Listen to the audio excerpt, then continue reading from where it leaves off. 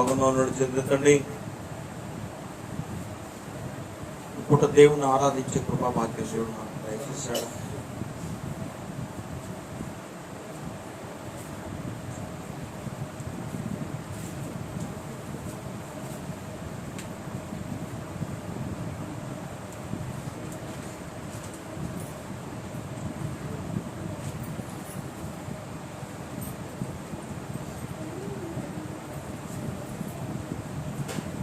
వాక్యము విని దేవుని యందు బలపడడానికి వచ్చిన మీరందరూ దేవునికి వందనస్తులే ఉన్నారు. అవునా కదా? ఈ భూమి మీద చాలా మంది ఉన్నారు పిల్లలు. అయితే దేవుని దివ్య వాక్యాన్ని విని ఆ కృప మరి ఇలాగ కూడుకున్న కొద్ది మందికైనా వారు నిజంగా ధన్యం. అందుకు మనం అందరం వందనస్తులమే ఉన్నాము. ఈ పూట దేవుని వాక్యం మీతో పంచుకునే కృపాభాగ్యం దేవుడు నాకు దయచేసినందుకు నేను ఆయనకు వందనస్తులే గారిచి మనమందరము సర్వికరిగా దేవునికి స్తోత్రాలు చెప్తాం. హల్లెలూయా. దేవుని నామానికి మహిమ కలుగును గాక. దేవుని వాక్య గ్రంథంలో నుంచి ఈ పూట ధ్యాన వాక్యముగా లూకా సువార్త 8వ అధ్యాయం, లూకా సువార్త 8వ అధ్యాయంలో మనం వాక్యాన్ని చదువుకుందాం.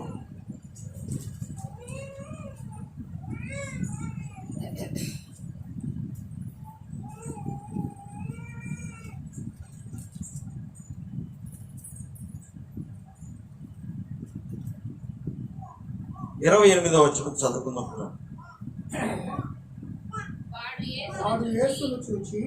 వాడు యేసుని చూచి కేకలు వేసి ఆయన ఎదుట సాగిలపడి యేసు సర్వోన్నతమైన దేవుని కుమారుడా నాతో నీకేమి నన్ను బాధపరచుకుమని నిన్ను వేడుకొనుచున్నాను అని కేకలు వేసి చెప్పాను. హల్లెలూయా. ఇంతకు సర్వోన్నతమైన దేవుని కుమారుడా, అయ్యా నాతో నీకేం పని, నా జోలి రావద్దు, నన్ను బాధపరచవద్దు అని చెప్పింది ఎవరు? యేసు ప్రభు ఎదుట ఉన్నాడు. వ్యక్తి మాట్లాడుతున్నాడు.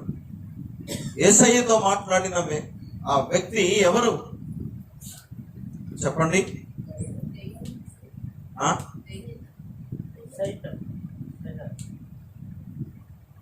ఓకే, సైతాన్. కొంతమంది దయ్యమంటున్నారు, కొంతమంది సైతాన్ అంటున్నారు. నేనంటున్నాను దురాత్మ.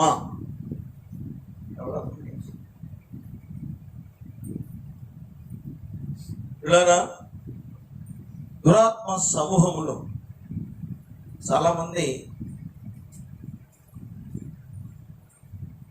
పేరు చెప్పగానే ఆ పేరు కలిగిన వ్యక్తి చనిపోయింది కదా, ఆమె ఈమెకు పట్టింది అని, ఈయనకు పట్టినాడు అని అంటూ ఉంటారు. రమయ్య కూర్చుంటే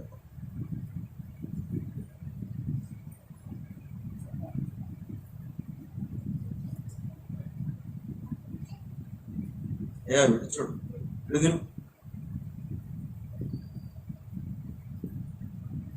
మీరు అడుగుతున్నాం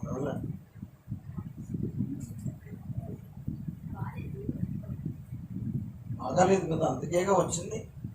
ఇప్పుడు వెళ్ళమ్మా, నువ్వు కూడా ఇప్పుడే మీ అబ్బాయిని చూసుకోవాలంటే మరి యేసై ఎప్పుడు చూసుకోవాలి? వీడు ఏమవుతాడో నాకు తెలియదు ప్రభు, నీకు అప్పచెప్పానని కొంచెం అవతలకి వెళ్ళమమ్మా.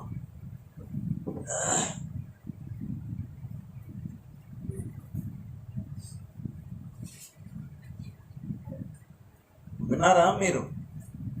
ముసలమ్మ రోడ్డు పక్కన ఉన్నదంట. రోడ్డు పక్కన ఉండి మూట పెట్టుకొని కూర్చున్నదంట. జీబు అతను తోలుకొని వస్తున్నాడంట జీబుని. అతను ఆ ముసలమ్మ మీద జాలిపడి, అయ్యో ముసలమ్మ పక్కన ఒక మూట, ఈమెను ఎక్కించుకొని పోతే దేవుడు నన్ను దీవిస్తాడు అనుకుని కొద్దిపాటి దేవుని భయంతో ఆ ముసలమ్మని ఎక్కించుకోవాలని ఆశ కలిగి ముసలమా ఎక్కువ జీబులో అన్నాడు. ముసలమ్మ ఎక్కింది, జీబు పోతూ ఉన్నది. కొంత దూరం అయిన తర్వాత మిర్రర్లో నుంచి చూశాడు ముసలమ్మ వైపు. ముందుకు చూశాడు, వెనక ఉన్న ముసలమ్మ మూట నెత్తి మీదనే ఉంది. ముసలమ్మ సీట్లో కూర్చోం, మూట నెత్తినే ఉంది, ముసలమ్మ సీట్లో కూర్చోం. గరిచి ముసలమ్మ మూట జీప్లోనే ఉన్నారు. పోతూ ఉండగా ఆ జీపు డ్రైవరు ఆమె అన్నాడంట, అవ్వా ఏంటి ఇంకా మూట నెత్తిన పెట్టుకుని కూర్చున్నావు, అయ్యో పక్కన సీట్లో పెట్టుకో, సీటు ఖాళీగా ఉందిగా అన్నాడంట.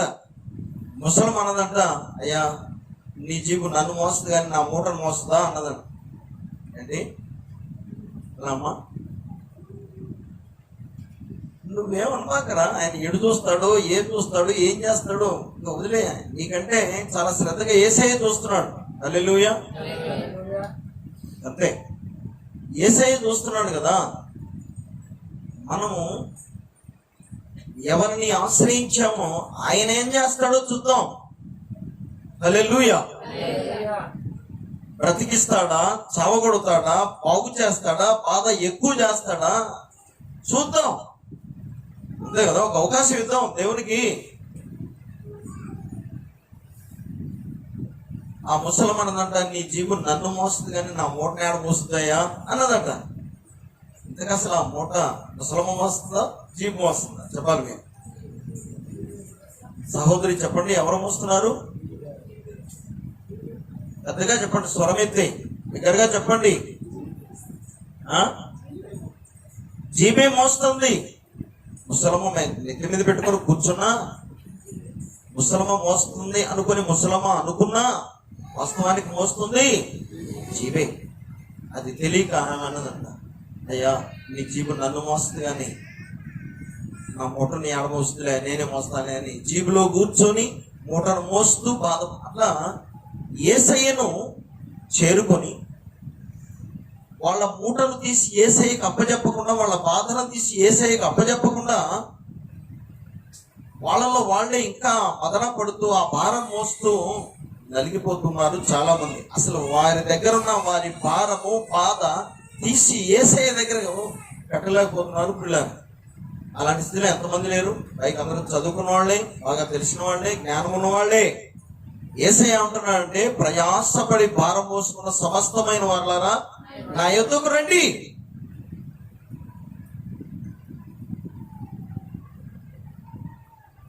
ప్రయాస భారములు యేసయ్య దగ్గరికి వెళ్ళి పోగొట్టుకోకుండా తిరిగి వస్తున్నారంటే వాళ్ళు ఎలాంటి వాళ్ళై ఉంటారు? ముసల్మాన్ లాంటి వాళ్ళు అయ్యి ఉంటారు కదా. ఓకే, పైకి వెళ్ళి మీరు చూడద్దు ప్రస్తుతానికి, ఎందుకంటే ఒకవేళ పారిపోయినా ఇంతమంది దాటుకుని వెళ్ళాలి, ఎవరెవరు అడ్డుపడతారు కదా. ఏం బాధపడవలసిన పని లేదు, ఏదైనా చేసుకుంటాడేమో అనుకోవాల్సిన పని లేదు. యేసయ్య ఏమీ చేసుకునేడు. హల్లెలూయా. దగ్గరగా సంతోషంగా దేవుని స్తోత్రం చెప్తాం. హల్లెలూయా. ఇది మన నమ్మకంతో ముడిపడి ఉన్నది, మన సమర్పణతో ముడిపడి ఉన్నది. దేవుడు వాస్తవానికి సమస్తము చేయగలిగిన వాడే. చేయించుకోలేని పరిస్థితి మనం కలిగి ఉన్నాం. చేయించుకోలేని పరిస్థితి మన దగ్గర పెట్టుకొని మనం ఒక్కోసారి దేవుని మీద విసుకుంటాం, దేవుని మీద కాని మాటలు చెప్తా ఉంటాం. అసలు దేవుడు ఇంకా ముసలుడై ఉంటాడు, శక్తి లేని వాడై ఉంటాడు, శక్తి అంతా అయిపోయి ఉండదా అనుకుంటాం మనం. కానీ వాస్తవానికి దేవుడు శక్తి లేనివాడు కాదు పిల్లారా. మనం ఏమైపోయినా దేవుడు ఏమీ కానివాడు. హల్లెలూయా. ఆయనకి ఏమీ, ఆయన శక్తి అయిపోయేది కాదు, ఆయన కృప అయిపోయేది కాదు. కృప భూమి మీద నుంచి ఎత్తబడేదాకా కృప భూమి మీద ధారాళంగా ప్రతి ఒక్కరికి దొరుకుద్ది. మీరు వారు బిగ్గరగా దేవునికి స్తోత్రం చెప్పండి. హల్లెలూయా. అంతే, ఆయన కృప సంపాదించుకున్నలోనే ఉంది. నీ తెలివి తక్కువ దానం అయితే, వివేచన లేని దానమై లేనివాడు అయితే నువ్వు ఎప్పటికీ పొందుకోలేవు. నమ్మకం ఉంచితే గొప్ప కార్యాలు మనం చూడగలము, చేయగలము. ఇప్పుడు మనం చదువుకున్న వాక్యము ఒక వ్యక్తిని 100 మంది దయ్యములు సేన పట్టి పీడిస్తూ ఉన్నది. అతని యొక్క పరిస్థితి ఒకసారి చూస్తారా? యేసు ప్రభు తన యొక్క బృందం, ఆనాడు యేసు ప్రభు దేవుని యొక్క చిత్తాన్ని భూమి మీద నెరవేర్చుతూ ఆ కార్యక్రమంలో ఆయన ప్రయాణమైపోతూ ఉండగా ఒక ప్రాంతానికి వచ్చాడు. ఆ ప్రాంతం పేరు గెరాసేనుల దేశం. 26వ వచనం నుంచి మనం చదివితే, వారు గలిలయకు ఎదురుగా ఉండు గెరాసేనుల దేశమునకు వచ్చారు. ఆయన ఒడ్డున దిగినప్పుడు ఆ ఊరివాడు ఒకడు ఆయనకు ఎదురుగా వచ్చెను. వాడు దయ్యములు పట్టిన వాడై బహుకాలం నుండి బట్టలు కట్టుకొనగా సమాధుల్లోనే గాని ఇంటిలోనే ఉండేవాడు కాడు. వాడు యేసును చూచి కేకలు వేసి ఆయన ఎదుట సాగిలపడి, యేసు, సర్వోన్నతుడైన దేవుని కుమారుడా, నాతో నీకేమి పని? నన్ను బాధించుకోమని నిన్ను వేడుకొనుచున్నానని కేకలు వేసి చెప్పాను. ఇప్పుడు ఒక తల్లి అక్క తన కుమారుణ్ణి, తమ్ముడేను నీకు అన్న, తల్లి చెల్లి తన ఆ కుమారుణ్ణి అన్నను తీసుకొని వచ్చారు. ఇతను మనతో పాటు హల్లెలూయా అంటే చేతులెత్తి హల్లెలూయా చెప్తున్నాడు. చూస్తుంటే చెప్పినట్టే ఉన్నది కదా. కానీ కొన్ని క్రియలు భయం కలిపే విధంగా తనను తాను ఇక్కడ నష్టపరుచుకుంటాడు.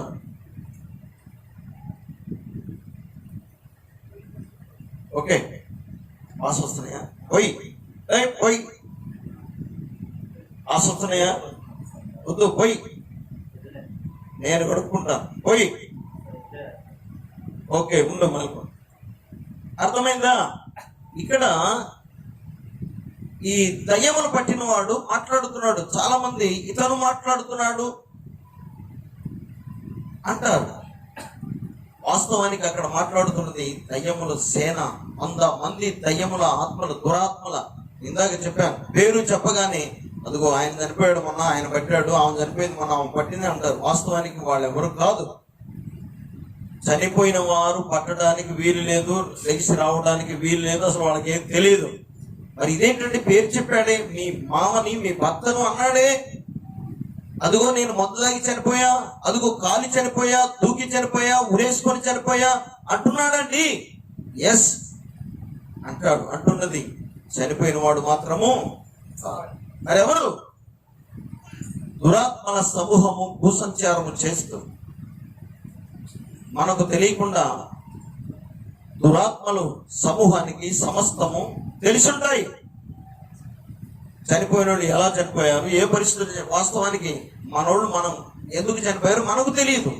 కానీ దురాత్మలకు, సాతానుకు అన్నీ తెలుసు. వాళ్ళు అసలు ఏ ఉద్దేశంతో చనిపోయారు, ఎవరన్నా చంపితే చనిపోయారా, వారికి వారు చనిపోయారా, కుట్ర పని చనిపోయారా, హత్య చేసి చనిపోయారా, కరెక్ట్ గా దురాత్మలకు తెలుసు. చనిపోయేటప్పుడు ఎలా అసంతృప్తిగా, తృప్తిగా, విలవిల్లాడుతూ, కొట్టగలాడుతూ చనిపోయారా, దురాత్మలకు అన్నీ తెలుసు. అన్నీ తెలిసిన ఆ దురాత్మలు అవే మనతో చెప్పి మనల్ని భ్రమపరుస్తాయి. హల్లెలూయా. వాస్తవానికి మనం ఏబు గ్రంథంలో చదువుకుంటే చనిపోయిన వారికి ఎప్పటికీ లెగవరని ఉంది. అర్థమైందా? ఏముంది? చనిపోయిన వారికి ఎప్పటికీ వారికి ఏ అధికారము లేదు. మరి ఎప్పుడు లభిస్తారు అంటే తీర్పు దినాలు లభిస్తారు. సముద్రంలో ఉన్న వాళ్ళందరూ బయటకు వస్తారు. ఖాళీ మంటలో బూడిదైపోయిన వాళ్ళందరూ వారు వస్తారు.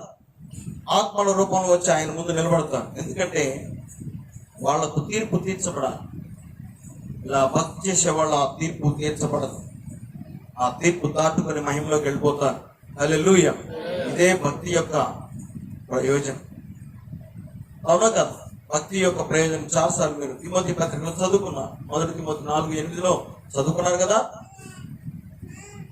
భక్తి బహు ప్రయోజనంతో కూడుకున్నది అయినందువల్ల రాబో జీవితానికి ఇది చాలా ప్రయోజనము. రాబో జీవితానికి ప్రయోజనం ఏంటంటే భక్తి చేయని వారు చచ్చిపోయినా సరే లేపి తీర్పు తీర్చబడే సమయాన బతికున్నప్పుడు భక్తి చేసిన వాళ్ళు ఆ తీర్పు తీర్చబడవాలి. ఇదే భక్తి యొక్క ప్రయోజనం. ఒకటి, దయ్యములు బట్టి దురాత్మల చేత పీడించబడుతున్న వాళ్ళ పరిస్థితి, మరి జీవించిన మన మధ్య మన వాళ్ళకి అవి సంభవిస్తే మనం ఏం చేయాలి? వాళ్ళు ఏం చేయలేక వదిలేస్తే వాడికి సమాధుల్లోనే ఉంటున్నాడు. ఊరిలో కూడా నివసించుకునే బట్టలు ఏమి లేవు. ఆ రాళ్లతో గీకుంటున్నాడు, పిచ్చి కేకలు వేస్తున్నాడు. అసలు అటు పోవాలంటే ఇతరులకు భయం వేస్తుంది. అయితే యేసయ్య ఆ ప్రాంతం గుండా వస్తూ ఉంటే స్పందన ఎలా ఉన్నదో చూడండి. ఎవరు మాట్లాడుతున్నారు? ఆ బట్టలు లేనివాడు, ఆ సమాధుల్లో ఉన్నవాడు, మనుషులతో ఎవరితో మాట్లాడని వాడు ఏం మాట్లాడుతున్నాడు? సర్వోన్నతుడైన దేవుని కుమారుడా, అయ్యా నాతో నీకేమి? చూడండి పిల్లారా, మనుషులను బాధ పెట్టే ఏ శక్తి అయినా, దయ్యమైనా, దురాత్మైనా, సాతానైనా,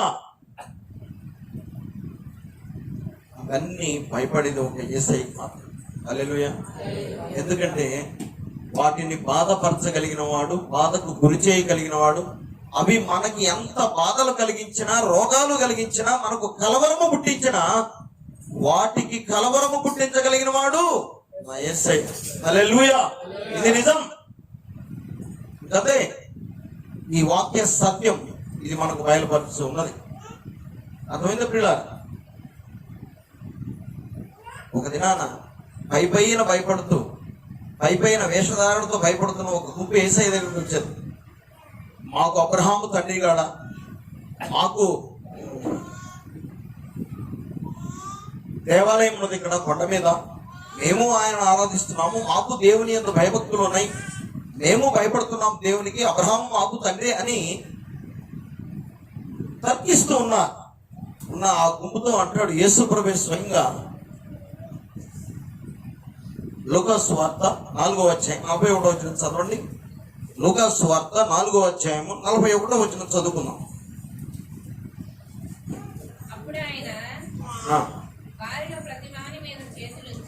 ఒక నిమిషం, 38వ వచనం చదివితే మనకు ఒక విషయం అర్థమవుతుంది. ఆయన సమాజ మందిరంలో నుండి లేచి సీమోను ఇంటిలోనికి వెళ్ళను. సీమోను అత్త తీవ్రమైన జ్వరముతో పడి ఉండెను కనుక ఆమె విషయమై ఆయన యొద్ద మనవి చేసుకుని ఆయన ఆమె చెంతను నిలవబడి జ్వరమును గద్దింపగానే అది ఆమెను విడిచెను. వెంటనే ఆమె లేచి వారికి ఉపసారము చేయసాగాను. ఇదొక మిరాకిల్. చూడండి ఇక్కడ, అంటే సరే కదిలొచ్చు, ఓకే, పడుకున్నా, నీకు ఎట్లా అనిపిస్తాట నువ్వు చేసుకోవచ్చు. ఓకే, హల్లెలూయా. అర్థమైన పిల్లరా, ఇప్పుడు ఈమె పేతురు తోటి శిష్యులు యేసయ్యను వెంబడిస్తూ ఆ ప్రాంతానికి వచ్చారు. ఈ పేతురు అత్తగారు ఉన్నారు. ఆ అత్తగారు జ్వరంతో బాధించబడుతుంది. అయితే ఆ జ్వరం విషయమై ఆయన అద్భుతాలు చేస్తున్న ఆ సందర్భంలో అది చూసి ఆశపడి శిష్యులు జ్వరంతో ఉందయ్యా స్వస్థపరచమని అడిగారు. స్వస్థపరచమని యేసయ్యను అడగక్కర్లా అసలు. హల్లెలూయా. జ్వరమా నువ్వు యేసుకు భయపడు అని ఎవరు చెప్పక్కర్లా. జ్వరానికి తెలుసు యేసు ఎవరు. హల్లెలూయా. మనకే తెలియట్లా వచ్చిన బాధ అదే. దురాత్మలకు తెలుసు యేసు ఎవరు. ఇలా ఆ ఆశ్చర్యకార్యం జరిగింది. ఆమె లేచి చక్కగా పరిచర్య చేస్తున్నది. జ్వరం పోగానే, అవును, పోగొట్టగలిగిన వాడు, జయించగలిగిన వాడు, ఆయన చూడగానే ఆమెలో ఉన్న జ్వరం వెళ్ళిపోయింది. వెంటనే పరిచర్య చేయసాగింది. హల్లెలూయా. అది చూసినటువంటి ఆ జనులు కిందకి చదవండి. ఆయన ఆమె చెంతను నిలబడి జ్వరమును గద్దించగానే ఆమెను విడిచిపోయాను. వెంటనే ఆమె లేచి ఉపచారం చేయసాగిన. సూర్యుడు అస్తమించుండగా నానా విధ రోగముల చేత పీడించబడుతున్న వారు ఎవరెవరి యొద్ద నుండిరో వారందరూ ఆ రోగులను ఆయన యొద్దకు తీసుకుని వచ్చారు. అప్పుడు ఆయన వారిలో ప్రతి వారి మీద చేతులుంచి వారిని స్వస్థపరిచారు. అంతేకాక దయ్యములు నీవు దేవుని కుమారుడు అని కేకలు వేసి అనేకులను వదిలిపోయాను. ఆయన ఆడ కూర్చుంటే మరి దీన్ని ఎవరు ఆన్ చేయాలన్నా? స్టూల్ వేసుకొని కూర్చోమని చెప్పాం కదా.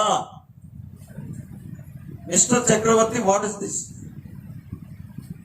బాధ్యత ఇది కాదు నాన్న. నువ్వు అవతలకి వెళ్ళినప్పుడు ఆ పని ఇంకోళ్ళకి అప్పు చెప్పి అక్కడ అటెండ్ అయ్యేటట్టు చూసుకోవాలయ్యా.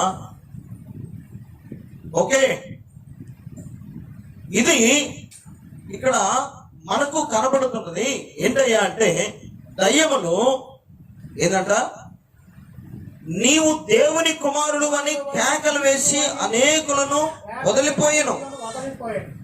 ఆయన క్రీస్తు అని వాటికి తెలిసి ఉండేను గనుక ఆయన వాటిని గద్దించి వాటిని మాటలాడనీయలేదు. హల్లెలూయా. ఈ మర్మము మనకు తెలియట్లా. తెలిస్తే ఈమె కూడా గద్దించగలదు. హల్లెలూయా. తెలిస్తే ఈమె కూడా గద్దించగలదు. తెలిస్తే ఆమె గద్దించగలదు. తెలిస్తే ఈమె గద్దించగలదు. తెలిస్తే ఈ అబ్బాయి గద్దించగలడు. ఈ మర్మం ఏదైతే ఉన్నదో మనము కొంచెం లోపలికి వెళ్ళి తెలుసుకొని దాన్ని పట్టుకుంటే మనకెంత ధైర్యమో. హల్లెలూయా. అంతే, మనకెంత ధైర్యమో. ఒక విషయం ఏంటంటే, నిజంగా దేవుని యందు భయభక్తులు కలిగిన వానికి గొప్ప ధైర్యము లోపల నుంచి పుట్టుతాం. ఇది ఒక నియమం. This is the formula. అంతే, స్పిరిచువల్ ఫార్ములా. ఎవరు దేవుని యందు భయభక్తులు కలిగి ఉంటారో సహజంగానే, అంటే naturally, the courageousness, the dareness prepare. Who is afraid of in front of ఆడనే ఆ వ్యక్తిని, the dareness, the courage itself prepare the person against every evil spirit. Hallelujah.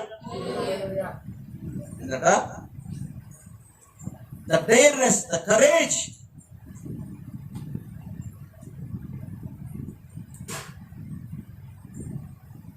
అంటే ఇట్ సెల్ఫ్, దానికే అదే ఆ ధైర్యము, దేవుని యొక్క బలము, ధైర్యము. ఏ వ్యక్తి దేవుని యందు భయపడుతున్నాడో నిజంగా ఆ వ్యక్తిని ఆ బలము నింపుతా ఉండదు, ధైర్యము నింపుతా ఉండదు. హల్లెలూయా.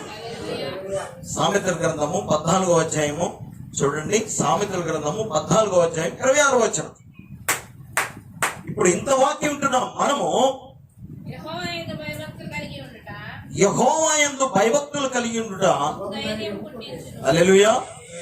ఇంతకు శరీరధారుడైన యేసు నిజంగా మహిమలో లేడు. హల్లెలూయా. యెహోవా నిజంగా యేసయ్య మహిమలో లేడు. శరీరగానే ఉన్నాడు. మనం ఎలాంటి స్థితిలో ఆయన అంతే ఉన్నాడు. కాకపోతే ఆయనకు నిజమైన భయభక్తులు శరీరధారుడుగా దేవుని యందు మనకు లేవు. హల్లెలూయా. ఇంకంతే. ఆయన అన్నాడు కదా, యోహాను సువార్తలో ఏమన్నాడు, నా యందు విశ్వాసం ఉంచువాడు, నన్ను నమ్మినవాడు నేను చేయు కార్యముల కంటే గొప్ప కార్యములు చేయగలడు అన్నాడు. అన్నాడా లేదా? అన్నాడు. పిల్ల, నా యందు విశ్వాసం ఉంచువాడు, నా యందు భయభక్తులు కలిగిన వాడు, నేను తండ్రి యందు ఏ భయభక్తులు కలిగి ఉన్నానో అట్టి భయభక్తులు కలిగి ఉన్నందున, అట్టి విశ్వాసము కలిగి ఉన్నందువలన నేను ఇవన్నీ చేయగలుగుతున్నా. నేను ఇలాంటి శరీరధారిని. ఇన్ని మహిమలు నాకు ఎందుకు వచ్చినాయి అంటే, నిజమే, యేసుప్రభువే స్వయంగా చెప్పాడు. మార్కు సువార్త 16వ అధ్యాయం 16వ వచనం చదవండి. మార్కు సువార్త 16వ అధ్యాయం 16వ వచనం.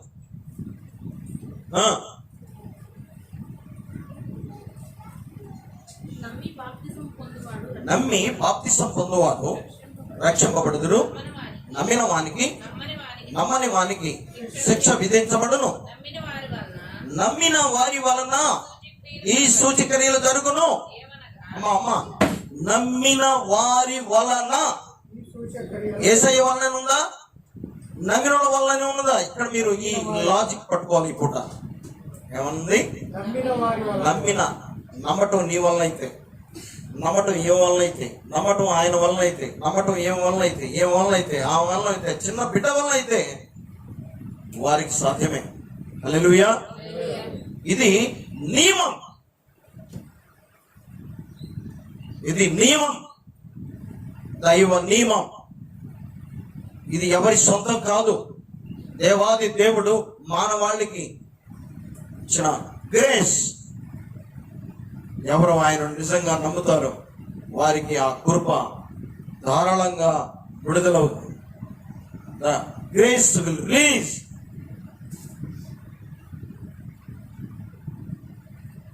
who is really believe in God.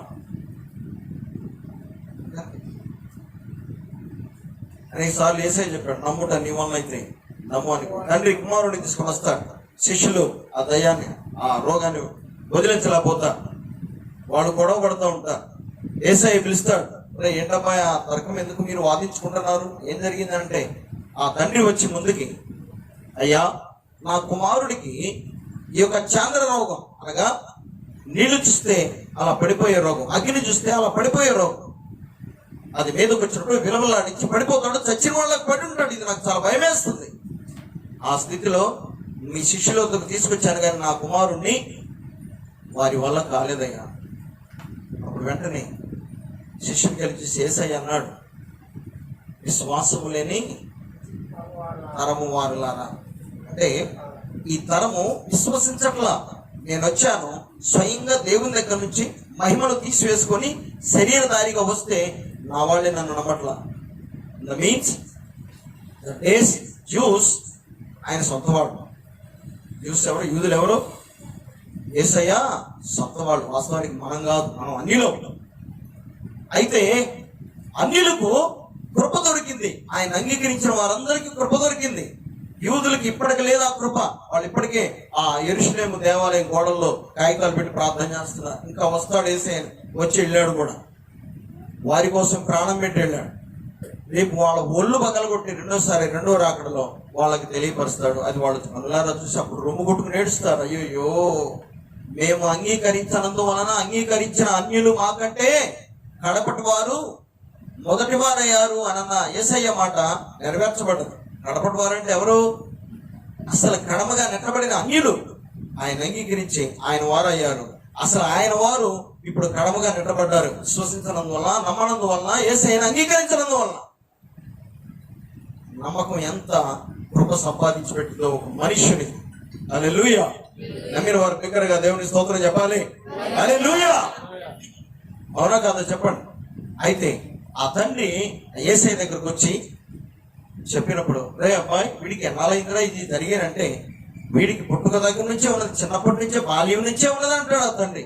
అలాగా ఓకే, బాల్యం నుంచే ఉన్నది కానీ బోధకుడా నీ వలన ఏమన్నా అయితే, చూడండి ఆ శిష్యులను బట్టి, శిష్యుల యొక్క అపనమ్మకాన్ని బట్టి, శిష్యుల యొక్క అవిశ్వాసాన్ని బట్టి ఒక తండ్రి యేసయ్యను కూడా ఏమనాల్సి వచ్చింది, నీ వలన అయితే.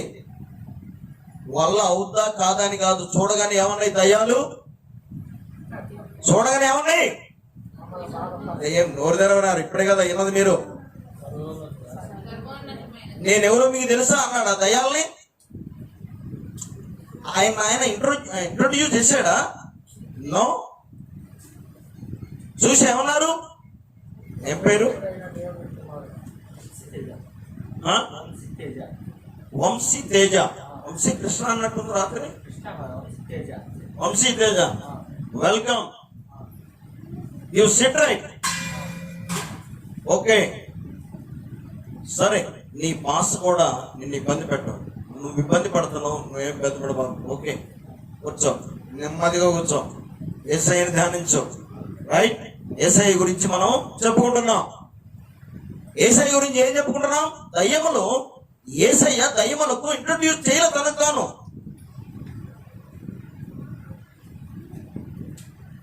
He was not introduced himself to the evil spirit. అంతే కదా? మరి ఎలా? How they recognize him? He is son of God. How they recognize? ఎలా గుర్తించిన ఈ దయ్యాలు? దయ్యములకు అధిపతి అయిన దురాత్మ సమూహమునకు నాయకుడైన సాతానుకే తెలుసు యేసు ఎవరు. హల్లెలూయా. యేసు ఎవరో తెలుసు. కాబట్టి దురాత్మలకు తెలుసు యేసు ఎవరో చెప్పేసి, కానీ ఆయన చేత సృజించబడిన నరులకు మాత్రము తెలియదు. శిష్యులు వెంబడించిన శిష్యులకు తెలియటలా బాధపడుతున్నాడు యేసయ్య. ఏమన్నాడు? మార్కు సువార్త 9వ అధ్యాయంలో అన్నాడా లేదా? మార్కు సువార్త 9వ అధ్యాయంలో ఏమన్నాడు?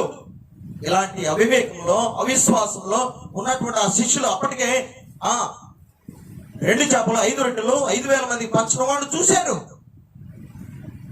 7 రొట్టెలు కొన్ని చేపలు పట్టుకొని ఆ 4,000 మందికి పంచడం వాళ్ళు చూశారు. గుడ్డి వారిని, కుష్ఠవ్యాధి వాళ్ళని స్వస్థపడడం ఆ శిష్యులు చూశారు. ఆయన ఎమ్మటే ఉండి అన్ని కార్యములు చూసిన ఆ శిష్యులు ఆ తండ్రితో, మన తెలుసా మీకు, రాజమండ్రిలో యూట్యూబ్ ద్వారా నేను చెప్తున్నా మీకు, ప్రియ దేవుని బిడ్డలారా, రాజమండ్రిలో నా ప్రియ సహోదరుడు దహించు అగ్నిని పేరు పెట్టుకొని దేవుని మహింపరుస్తున్న సహోదరుడు, అతని దగ్గరికి ఒక మూగ అమ్మాయిని తీసుకొని వచ్చారు. ఒక మూగ అమ్మాయిని తీసుకొని పోయారు. ఆ మూగమ్మాయిని తనకు సంబంధించిన వాడు పెద్దవాడు అనిలు హోర్డింగ్ చూశారు, ఫ్లెక్సీలు చూశారు. మీరేమీ లేదు, ఎలాంటి బాధలు ఉన్న వాళ్ళైనా సరే తీసుకొని రండి, వారు స్వస్థ పొందుకొని పోతారని పెట్టాడు బ్యానర్. నాకు చాలా బాధ వేసింది ఆ సంఘటన విన్న. నేనే పార్టీ వాడిని స్వస్థపరచడానికి. వీళ్లకున్న అవిశ్వాసాన్ని నేను తొలగించగలిగితే, వీళ్లకు లేని నమ్మకాన్ని వీళ్లకు నేను కలిగించగలిగితే, వీళ్ళే దాన్ని చేయించి తీసుకొని పోతారు స్వస్థపరచుకొని ఇక్కడ నుంచి. హల్లెలూయా. అంతేగాని వీళ్ళు ఎట్టున్నా సరే, ఆమె ఎట్టున్నా సరే, ఈమె ఎట్టున్నా సరే, వీళ్ళు ఎట్టున్నా సరే, నేను చేయబడితే స్వస్థ అని అన్నానంటే నా అతిశయం. నాకు సరిగా దేవుడి గురించి అవగాహన లేదని. బోర్డింగ్ చూశారు, ఫ్లెక్సీలు చూశారు, ఆ మూగమ్మాయిని తీసుకొని పోయారు.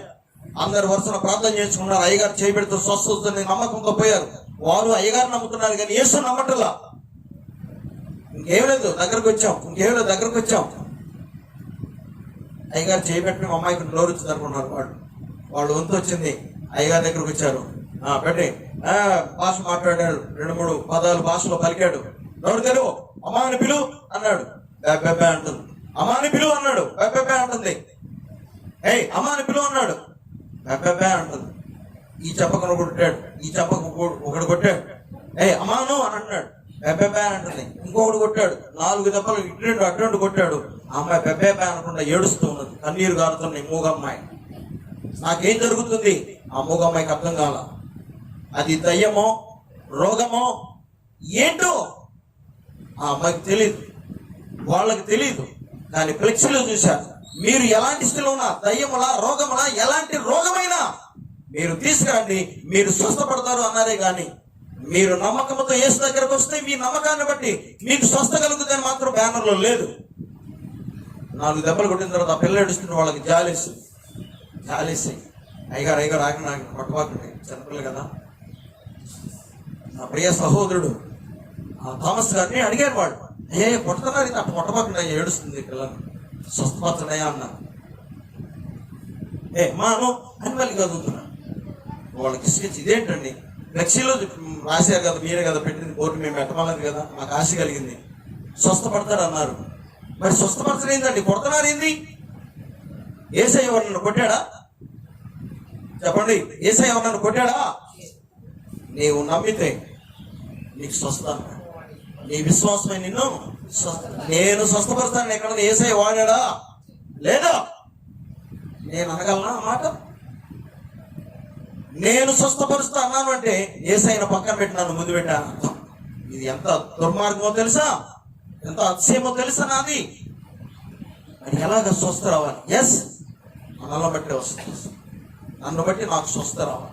నా అవిశ్వాసం తొలగిపోయి విశ్వాస స్థితిలోకి నేను రావాలి. నా తల్లిదండ్రులు వాళ్ళ అవిశ్వాస స్థితిలో నుంచి విశ్వాస స్థితిలోకి వచ్చి మొదలుపెట్టాలి.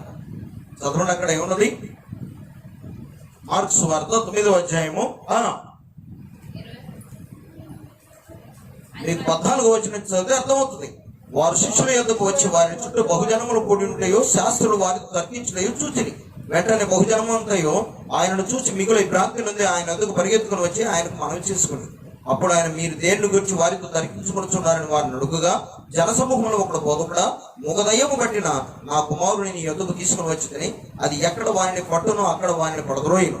అప్పుడు వాడు నురుగు కాచుకొని పండు కొరుక్కుని మోర్చిల్లను. దాన్ని వెళ్ళగొట్టమని శిష్యులు అడిగింది కానీ అది వారి చేత కాలేదని ఆయనతో చెప్పాను. అందుకు ఆయన, విశ్వాసము లేని తరమవారులారా, నేను ఎంతకాలం మీతో ఉందును, ఎంతవరకు మిమ్మల్ని సహింతును? వారిని నా యొద్దకు తీసుకున్నారని నేను వారితో చెప్పగా, ఆయన యొద్దకు వారిని తీసుకుని వచ్చాడు. దయ్యము ఆయనను చూడగానే వారిని విడవెళ్ళలాడించాను కనుక వాడు నేలపడి నున్ను కార్చుకొని పొరలాడుచుండెను. హల్లెలూయా. ఏం చేసింది? ఆయనను చూడగానే, దయ్యము ఆయనను చూడగానే, దయ్యమా లే అన్నాడా? లేదమ్మా. నా సహోదరుడు, నా ప్రియ సహోదరుడు దేవుడిని మహింపరచు నా తోటి దాసుడైన బ్రదర్ థామస్ గారు ఈ సత్యాన్ని తెలుసుకోవాలని మనం చేస్తూ ఉన్నా అనేది ఆయన నేను విమర్శించలేదు, కానీ ఆయన ఈ సత్యాన్ని తెలుసుకుంటే ఎంత బాగుండదు. నా బోధ వలన విశ్వాసం లేని వాళ్ళు విశ్వాసం కలిగి ఉంటే వారు చూసేందుకు దేవుని యొక్క స్వస్థత. హల్లెలూయా. ఇది నిజం కాదా? ఇది కాదా మార్గము? మాయ మాటలు చెప్పి నేను ఖచ్చితంగా చెయ్యి పెడితే నీకు స్వస్థ నేనంటే నేనేమన్నా? నా చేతుల్లో యేసయ్య ఉన్నాడా? యేసయ్య చేతుల్లో నా బ్రతుకు నేను ఉన్నానా? చెప్పండి. దేవుని చేతుల్లో నేనున్నా, నా చేతుల్లో దేవుడు లేడు. ఒకరోజు ఒక అన్యుడు మా ఊరు అతనే పెద్ద ఆయన ఒక పాస్టర్ గారిని చూశాను. ఆ పాస్టర్ గారిని చూశాను, కంతేరులో ఉంటారు. అసలు ఆమె ప్రార్థన చేస్తే యేసయ్య వచ్చి చేతులు కొట్టుకొని నిలబడుతున్నాయి ఆయన ముందు అన్నాడు. ఆయన అయ్యో నాకు భయం వేసిన మాట వింటానికి. ఏదంట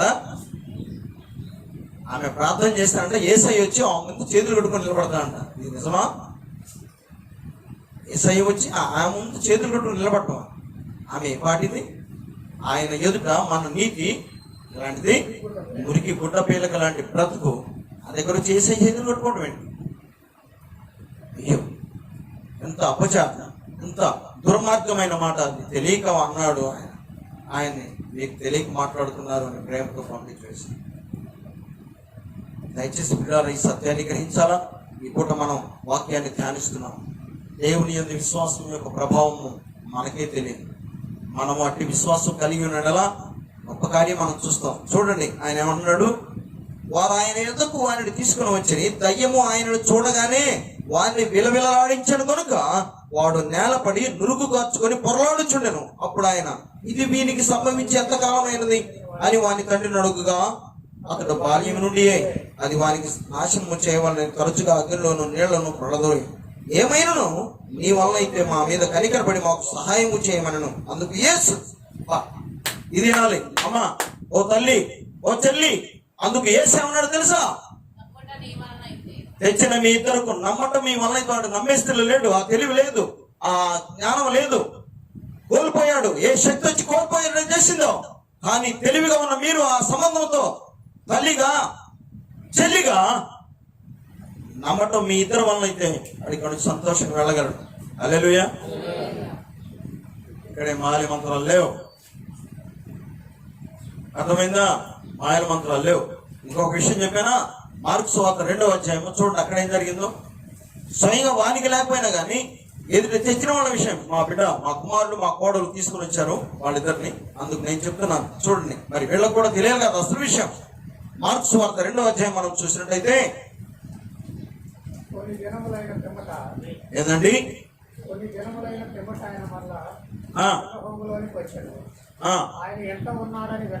ఆయన వెంట ఉన్నాడు. మొదటి నుంచి చదవండి 2వ అధ్యాయము మార్కు సువార్త మొదటి నుంచి చదువుతున్నాడు. మీరు వాక్యం చదివేటప్పుడు నేను వాక్యం చెప్పకపోతే ఎన్నోసార్లు మీకు చెప్పాను, ఏం చెప్పాలి? మార్కు సువార్త 2వ అధ్యాయము మొదటి నుంచి చదువుతున్నాను అన్నావా నీవు?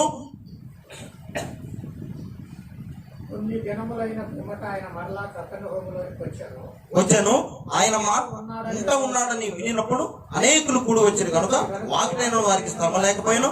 ఆయన వారికి వాక్యం బోధించుండగా కొందరు పక్షవాయువు గల ఒక మనిషిని 4 చేత మోయించుకొని ఆయన యొద్దకు తీసుకుని వచ్చి చాలా మంది కూడి ఉన్నందున వారు ఆయన యొద్దకు చేరలేక ఆయన ఉన్న చోటనే పైగా ఇంటి కప్పు వెప్పి సందు చేసి పక్షవాయువు గల వారిని పరుగుతోనే దింపిరి. యేసు ఇక్కడ ఇక్కడ ఇది వినండి. ఇప్పుడు దాకా యేసయ్య ఏం చెప్పాడు? నమ్ముట నీ వలన అయితే, నువ్వు విశ్వసించితే దేవుని కార్యం చూస్తావు, నమ్ముట నీ వలన అయితే అని చెప్పాడు. కానీ ఇక్కడ ఏమన్నాడు తెలుసా? ఏమన్నాడు యేసు? మరి మా కోడల గారికి కలిగిందో కొడుకు కలిగిందో నాకు తెలియదు, కానీ ఆమెతో పాటు ప్రార్థన చేస్తున్న అమ్మాయి బాధ చూసి ఈమె ఆశపడు. ఆశ విశ్వాసంగా మారితే వీరి విశ్వాసమును చూచి వీడిని స్వస్థపడడానికి అవకాశం ఉన్నది, బైబిల్ చెప్తుంది.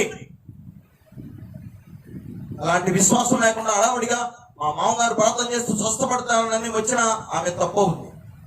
హల్లెలూయా. నేను అలాంటి వాడిని కాదు, నేను మాయల మంత్రాలు చేసేవాడిని, దేవుని నామాన్ని వాడుకునేవాడిని కాను. దేవునిలో ఉన్న శక్తి ఎలాగ పొందుకోవాలో చెప్పేవాడిని. ఆ శక్తి చేత నువ్వు జయించగలవు, నేను జయించగలను. ఇందాక అదే మార్క్స్ వార్తలు చెప్తూ ఆపాను. 16వ వచనం చదవండి. ఏముంది అక్కడ? నమ్మి బాప్తిస్మం తీసుకున్నవారు రక్షింపబడుదురు, నమ్మని వారికి శిక్ష విధించబడును, నమ్మిన వారి ఎడల ఈ సూచక్రియలు జరుగును. ఏంటి ఆ సూచక్రియలు? ఏమనగా నా నామమున దయ్యములను వెళ్ళగొట్టుదురు, కొత్త భాషలు మాట్లాడుదురు, పాములను ఎత్తి పట్టుకుందురు, మరణకరమైన ఏది తాగినను వారికి హాని చేయరు, రోగుల మీద చేతులు ఇచ్చినప్పుడు ఆ స్వతంత్రం నాకు ఇచ్చాడని చెప్పి నేను ఎవరి మీద పడి వారి మీద చేతులు ఇచ్చి స్వస్థ వచ్చింది అనుకున్నారా? నేను పెట్టినా గాని పెట్టే ముందు వారిలో విశ్వాసపు ఆ యొక్క రూపాన్ని నేను విశ్వాస స్థాయిని నేను పెంచాలి.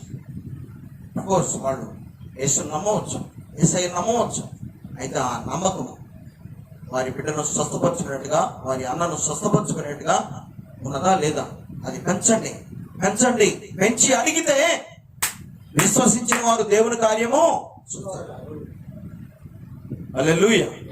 అన్యథా ఇదే అట్ట దొరికేది కాదు.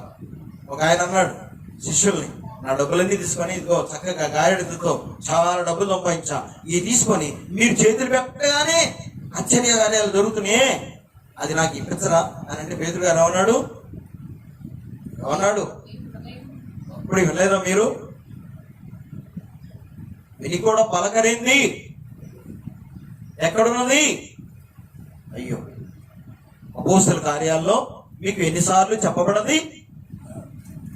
ఒక గారెడితే అనేటువంటి సీమోను ఆ గారెడితే చేసుకుంటూ వచ్చిన సందర్భంలో వస్తూ ఉండగా ఈ యొక్క శిష్యులు ఆశ్చర్యకార్యాలు చేస్తూ ఆయన కట్టపడగానే అతను అన్నాడు, అయ్యా నేను ఈ విద్య ద్వారా సంపాదించిన డబ్బు చాలా ఉంది, అయితే ఈ డబ్బంతా మీరు తీసుకొని ఇదిగో మీరు చేయి పెట్టగానే ప్రార్థన చేస్తున్నారే దేవుని నామంలో, ప్రార్థన చేయగానే వీడికి అద్భుతాలు జరుగుతున్నాయి, కాస్త నాకు ఇవ్వరా అని అంటాడు. అనగానే ఏమంటాడు తెలుసా? ఓరే అబ్బాయ్, ఇది అట్ట ఇట్ట వచ్చింది కాదురా, నువ్వు సంపాదించినట్టుగా సంపాదించేది కాదు, ఇది నేర్పితే వచ్చేది కాదు, ఇది నేర్పితే వచ్చేది కాదురా. ఎంత చక్కగా చెప్పాడండి.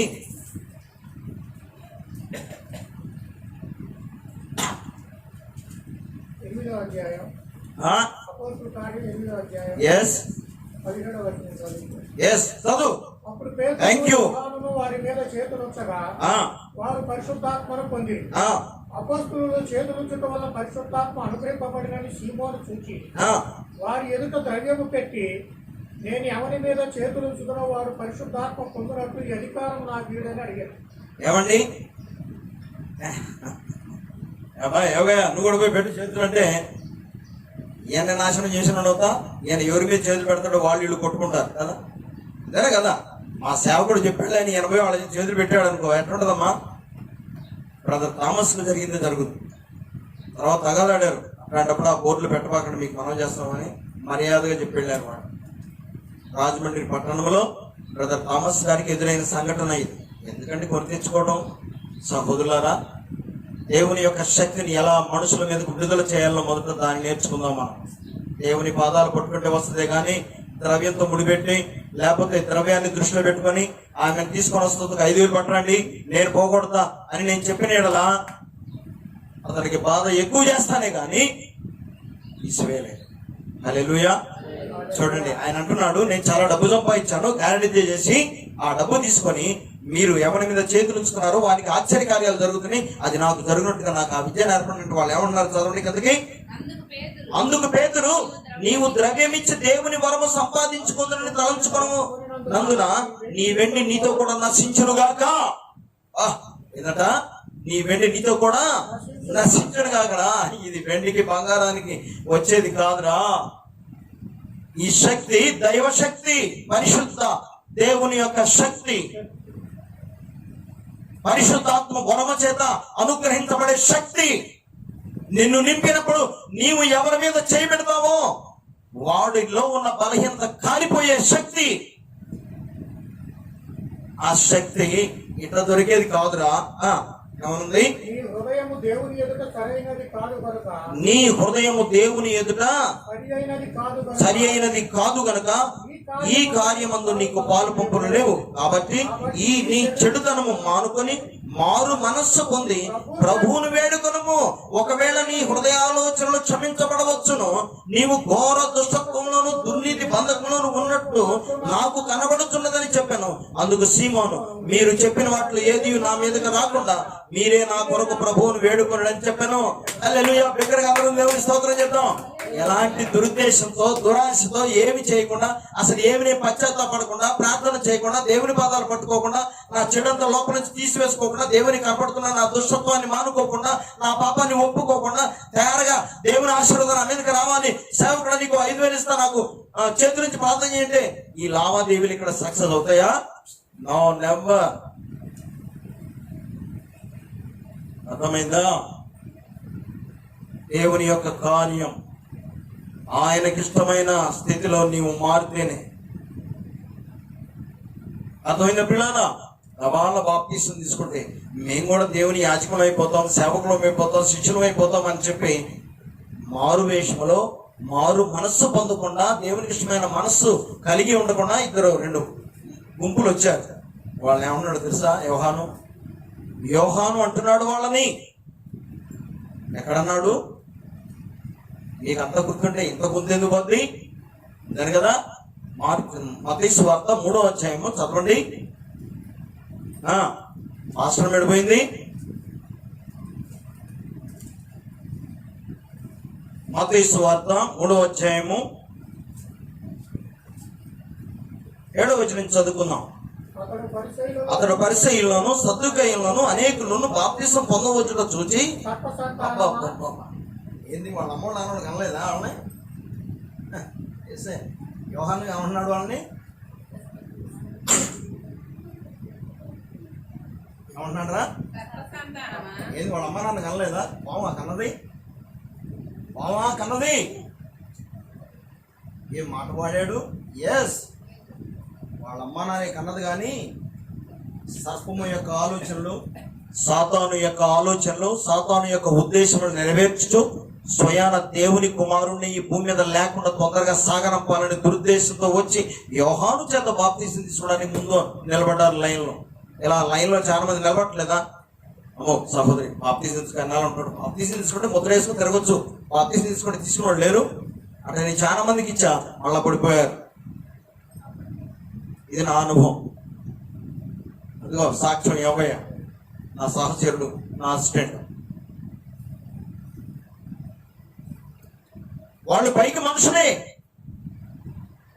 వాళ్ళెవరు చూడండి. ఏమన్నాడు? రాబో ఉగ్రతను తప్పించుకుంటూ మీకు బుద్ధి చెప్పిన వాడు ఎవడు? మారు మనస్సుకు తగిన ఫలము ఫలించుడి. అదే పేతురు చెప్తున్నాడు సిమోనుతో చెప్తున్నాడు కదా. అపోస్తలుల 8వ అధ్యాయం ఏం చెప్తున్నాడు? ఒరే అట్ట వచ్చేది కాదురా ఇది. దేవుని కృప నీకు కూడా దొరకచ్చు. నీ ఎంత ఘోరమైన పాపమైన దుష్టమైనా నీవు మారు మనసు పొందితే ఏమన్నా దేవుడి కృప అనుగ్రహించు. అప్పుడు నీవు మాకు డబ్బులు ఇకనే దేవుని దగ్గర నుంచి కృప తీసుకొని వాడవచ్చు. హల్లెలూయా. అలా వాడవచ్చు. దేవుని యొక్క కార్యం ఈ రీతిగా మనం చూడగలమే కానీ డబ్బులతో ముడిపెట్టి కాదురా. ఇక్కడ దగ్గరలో మాకు మరి సహోదరులు ఉన్నారు, ఎట్లపాడు, వేలు పిల్లరా మాయకులైన జనం దగ్గర నుంచి. కానీ స్వస్థలు వచ్చినాయా, దయ్యములు పోయినాయా, వారు మనసు పొందారా? అది లేదు పిల్ల. అయ్యో ఎంత బాధ. దయచేసి గమనించండి. ఒక వ్యక్తిని మారు మనసులోకి నడిపించడం చాలా అవసరం.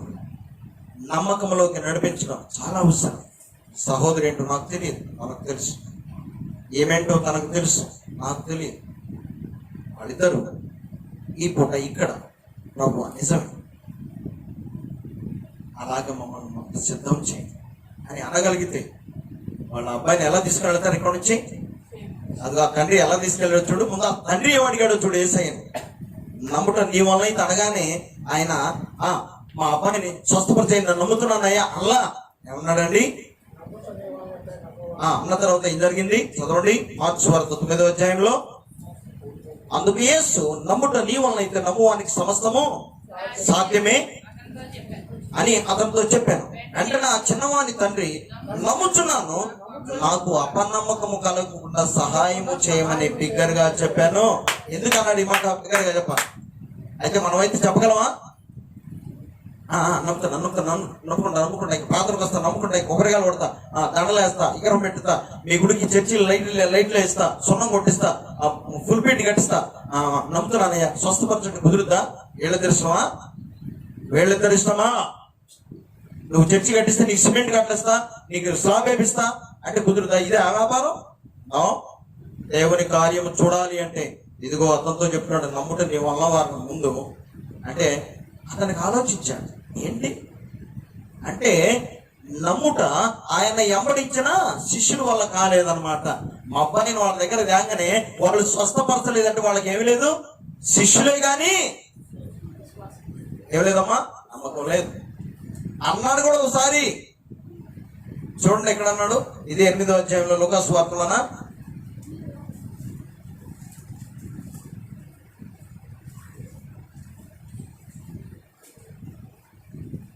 వాళ్ళు అన్నారు పరిగెత్తుకొని వచ్చి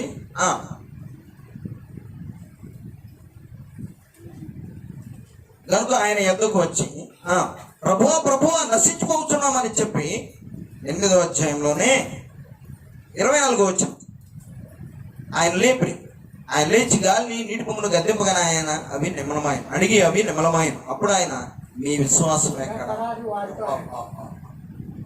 అంటే యేసయ్యతో ఉన్నారే గాని వాళ్ళు ఏమి లేదు, యేసయ్య దగ్గరే ఉన్నారు, మందిరంలోనే ఉన్నారు, ప్రార్థనకు చప్పట్లు కొడుతున్నారు, హల్లెలూయా అంటున్నారు. ఎగిరి కొంతమంది పైట్లు ఎడిపోతుంది తెలియదు, ఎగురుతారు, స్తోత్రం అని. ఇది కాదు కావాల్సింది యేసయ్య. హల్లెలూయా, అవునా కదా? ఏడున్నోళ్ళు ఆడబోతారు, ఎగురుకుంటూ పొనుకుంటూ వెళ్ళాడుతారు. ఏంటంట దానివల్ల ఏంటి ప్రయోజనం? He wants believeness, faith, real faith. What the God wants. Real faith. If you have the faith, you can do everything. You will never fail. In the name of Jesus, Jesus never fails. Hallelujah. Everything is possible for you with Jesus. That's depend on your faith and believeness. అర్థమైందా పిల్లరా? నీకు అది సాధ్యమైతే. తండ్రి అన్నాడు, నమ్ముతున్నా కానీ అపనమ్మకం కలగకుండా నాకు సహాయం చేయమన్నాడు. మొదటి దేని గురించి అడిగాడు? కొడుకు స్వస్థ గురించా? దేని గురించి అడిగాడమ్మా? సహోదరి, ఏం పేరు మీ పేరు? అతనికి చెప్పండి, ఏం పర్లేదు. శ్రీలక్ష్మి, విజయలక్ష్మి, స్పష్టంగా వినపడలేక విజయలక్ష్మి గారు, విజయం నీ పక్షాన యేసయ్య సమకూర్చాలంటే విశ్వాసం నీకు ఉండాలి. ఆయన అంటున్నాడు, మొదట నమ్ముతున్నా కానీ నీ శిష్యులాగా పైపై నమ్మేవాడిని, అపనమ్మకం కలగకుండా నాకు సహాయం చేయమని. ఎందుకని ఉంటాడంటారు ఆ మాట మీరు చెప్పండి? నమ్మినట్టు నమ్మి ఈ శిష్యులు అపనమ్మకంలో ఉన్నారు అంటే ఆ నమ్మకానికి తగిన కార్యము చేయలేని బలహీనతలో ఉన్నారు. కాబట్టి వాళ్ళకున్న నమ్మకం కాదు కానీ అపనమ్మకం కాకుండా గట్టి నమ్మకం నాకు ఉండాలని యేసయ్యని అడిగితే అప్పుడు యేసయ్య చూడు ఏమన్నాడు?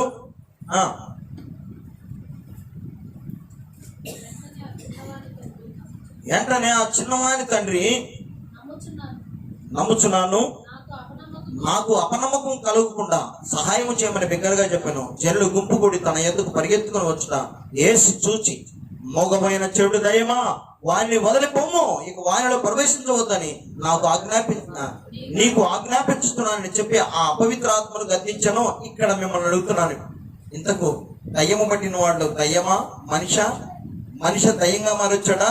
ఎవరున్నారు ఇప్పుడు చెప్పాలి. ఇంత మొదట్లో అడిగా మిమ్మల్ని, అంతే కదా? గరాసనుల దేశంలో ఆ వ్యక్తి సర్వోన్నతమైన దేవుడి కుమారుడా, నాతో నీకేం పని, నన్ను విడిచిపోము అని అన్నాడు. అన్నది ఎవరు అని అడిగాను మొదట మిమ్మల్ని. ఇప్పుడు మీకు క్లారిటీ వచ్చింది, ఆన్సర్ వచ్చింది. మీరు ఇప్పుడు చెప్పండి, ఇంతకు మనుషులు చనిపోయిన వాళ్ళ సాతానా దురాత్మ? ఆ? మీ బుర్రలు ఇంత మందంగా ఉంటాయా? అయ్యో, ఏమున్నది ఇక్కడ? ఏంటంట? వానిని వదిలిపోము, ఇక వానిలో ప్రవేశం పొందమని నీకు ఆజ్ఞాపించుకున్నానని చెప్పి ఆ అపవిత్రాత్మను గద్దించాను. అసలు మొదట తండ్రి ఏమన్నాడు చెప్పండి? తండ్రి ఏమన్నాడు? ఏమంటున్నాడు తండ్రి? 17వ వచనం వెంటనే చదవండి. మీరు చదివిందే కదా బాబు. మాస్టర్ గారు టైం అయిపోయిందని చేయి చూపిస్తుంది. నాకేమి వీళ్ళకి తెలియపరచాలి, వీళ్ళు తెలుసుకోవాలని నాకు మంట పుడుతుంది ఇక్కడ. మరి ఏం చేయాలి? సహాయం చేయవలసిన బయట పోయి తిరుగుతుంది. ఇప్పుడు నేను ఎవరికి చెప్పాలి? అందించే వాళ్ళు కష్టం, హుషారుగా అలాగా ఉండాలి కదా. ఇటు నుంచి రిప్లై ఉంటేనే కదా ఇటు నుంచి సప్లై సమృద్ధిగా సాగేది, అవునా కదా? ఇప్పుడు ఏం చేయాలో అందరం కలిసి చక్కగా ఈ పని ముగించాలి. ఇది ఒక ఆపరేషన్. ఒక తల్లి చెల్లి బిడ్డను తీసుకొని వచ్చారు. ఆపరేషన్ జరగాలా లేదా? హల్లెలూయా, జరగాలా లేదా? జరగకపోతే నాకు అవమానం, నా బిడ్డలైనందుకు మీకు అవమానం. దేవుడు అది జరగకుండా కాపాడును గాక. ఈ రోజు ఈ ఆపరేషన్ జరుగును గాక. ఇప్పుడు చెప్పండి, దయ్యమా దురాత్మ? మనిషికి ఒకటి. దయ్యం అని అన్నంత మాత్రం అది దయ్యం మాత్రం కాదు, కానీ ఏంటది? దురాత్మ. ఆ దయ్యములు పేరు చెప్పుకొని, ఆ మనిషి చనిపోయిన మనుషుల పేరు చెప్పుకొని, మీ తాతని మన చచ్చిపోయి నాకు పంచలు పెట్టడం వస్తున్నాడు స్వరమెత్తి అని, వాస్తవానికి తాత కాదు వచ్చింది దురాత్మ. బాగా గుర్తుపెట్టుకోండి అని. ఇదిగో నాకు తెలుసు నీ సంగతి, దురాత్మ మా వాళ్ళ వేషం వేసుకొని వచ్చి వాళ్ళ స్వరమెత్తి మాట్లాడుతున్న దురాత్మ ఏ స్థలంలో వెళ్ళిపో అనగానే, ఓ వీళ్ళకి అసలు రహస్యం తెలిసింది, వీళ్ళ దగ్గర నా పొక్కులు అని సైతాన్ ఏం చేస్తుంది? దురాత్మ ఏం చేస్తుంది? ఇంకొకటి చూసుకుంటుంది. హల్లెలూయా, హల్లెలూయా. అలాంటి ధైర్యంలోకి మీరు రావాలని మిమ్మల్ని హృదయపూర్వకంగా కోరుకుంటున్నాను. అట్టి విశ్వాసం మీరు పొందుకొని, వీళ్ళే కాదు మీరు కూడా ఇంకేమైనా లోటులు ఉంటే దాన్ని పూరించుకోండి. అపనమ్మకమా అవిశ్వాసమా దాన్ని విశ్వాసముగా, అపనమ్మకము గట్టి నమ్మకముగా మార్చుకొని దేవుని కృపలో మీరు దీవించబడుదురుగాక. దేవుని శక్తి మీకు నింపుకుందురుగాక. ఒకరిని చెప్పి ప్రార్థన చేద్దాం, ప్రార్థన చేద్దాం. మహాపరిశుద్ధుల ప్రేమ కలిగిన గొప్ప దేవానికి వందనాలు, స్తోత్రాలు. ఈ ఉదయకాల సమయంలో మంచి ఆరాధన మాకు దయచేశారు, మంచి వాక్యాన్ని మాకు అందించారు. దురాత్మలు నిన్ను అయ్యా స్వరమెత్తి నిన్ను అయ్యా గుర్తిస్తున్నారు, కనపరుస్తున్నారు, భయపడుతున్నారు, విరవెల్లబడిపోతున్నారు. అయ్యా నీ ఎదుట గడగడ వణుకుతున్నారు. మనుషులకు ఏమీ జ్ఞానం లేదు. నిన్ను దేవుని కుమారుడుగా, దేవుడుగా గుర్తించలేకపోతున్నారు. నీ శక్తిని పొందుకోలేకపోతున్నారు. నీ శక్తిని చూసి దయ్యములు వణుకుతున్నాయి. ప్రభు మీరు అంటున్నారు, నన్ను నమ్మి నా వైపు చూసినట్లయితే, నా యందు నమ్మకం ఉంచినట్లయితే మీరు దేవుని శక్తి చూసేదరు. అలాగా ఈ బిడ్డలందరూ చూసినట్టుగా సహాయం చేయండి. యూట్యూబ్ లో లైవ్ లో ప్రభు అయ్యా ఈ వాక్యాన్ని వీక్షిస్తున్న ప్రియ బిడ్డలు బలపడినట్టుగా సహాయం చేయండి. అయ్యా పెరంగపురం నుంచి, కోటర్స్ నుంచి ప్రభు ఇంకా అనేక ప్రాంతాల నుంచి బిడ్డలు ఈ లైవ్ వీక్షిస్తుండగా ఇక్కడికి రాలేక కరోనా భయంతో ప్రభు అయ్యా అధికారము అడ్డుపడి రాలేక ఉన్న బిడ్డలందరూ ఈ వాక్యం వీక్షిస్తూ ఉండగా వారిని ఆశీర్వదించి దీవించి బలపరచమని యేసు నామమున అడిగి పెట్టుకొంచున్నాము తండ్రి, ఆమేన్. దేవుని వాక్యం మీ అందరికి వందనాలు. యూట్యూబ్ లో ఇంకా మీకు సందేహాలు ఉన్నాయడలా, ఈ వాక్య పరిచర్యలో మీకు ఏమైనా డౌట్ ఉంటే మాతో సంప్రదించగలరు. మీ సందేహాలను దేవుని ప్రేమ తీర్చగలరు. రాస్ టెంపుల్ మరిపాలెం అని యూట్యూబ్ లో చర్చలో మీరు టైప్ చేసిన మీరు ప్రతి విషయాలను తెలుసుకోగలరు.